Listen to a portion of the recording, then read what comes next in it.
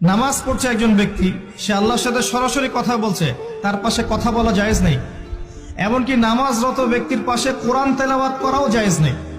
আমি কথা কি বুঝতে পারছেন? একজন ব্যক্তি নামাজে দাঁড়িয়েছে, আল্লাহর সাথে কথা বলছে, পাশে আপনি কোরআন তেলাওয়াত করতে পারবেন না জোরে জোরে। মনে মনে করতে হবে, করতে চাইলে মনে মনে করতে হবে। অনেক সময় মসজিদের ভিতরে দেখবেন নামাজ পড়া হচ্ছে, শোরগোল করছে।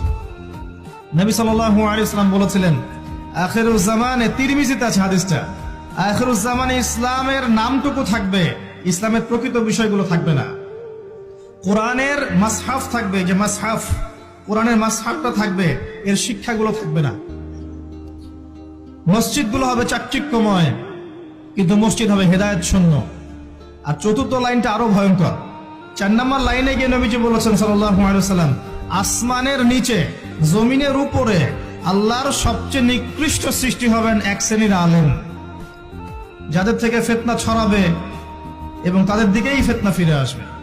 তিরমিজির মধ্যে হাদিসটা আছে, যে কোনো আলেমকে জিজ্ঞাসা করেন এটা কোন শ্রেণীর আলেম, এটা বোঝার জন্য আপনার পিএইচডি করার দরকার নাই।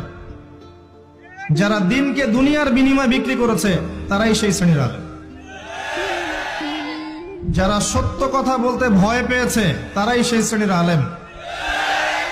যারা সত্যকে মিথ্যার সাথে মিশ্রিত করেছে তারাই সেই শ্রেণীর আলেম।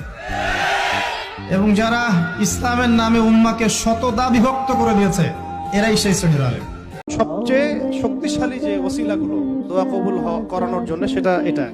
আমাকে যদি বলেন যে আপনার জানার মতো সবচেয়ে বেস্ট ওসিলা কোনটা দোয়া কবুল, আমি বলবো সেটা হচ্ছে আপনি আল্লাহ রাব্বুল আলামিনের এই একত্ববাদের ওসিলা দিয়ে দোয়া করবেন। দোয়া করার আগে আল্লাহ পাকের প্রশংসা করা, আলহামদুলিল্লাহটাও আল্লাহ পাকের প্রশংসা, এবং রাসূল সাল্লাল্লাহু আলাইহি ওয়াসাল্লামের প্রতি দরুদ শরীফ পড়া একবার, অন্তত একবার, চাইলে আপনি অনেক পড়তে পারেন।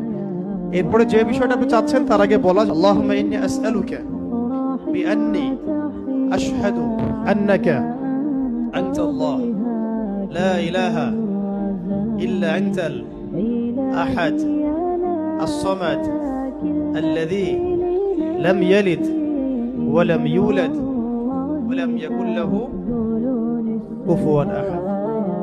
এরপরে আপনি দরুদ শরীফ পড়ে দোয়া করা শুরু করবেন, ইনশাআল্লাহ দোয়া কবুল হয়ে যাবে।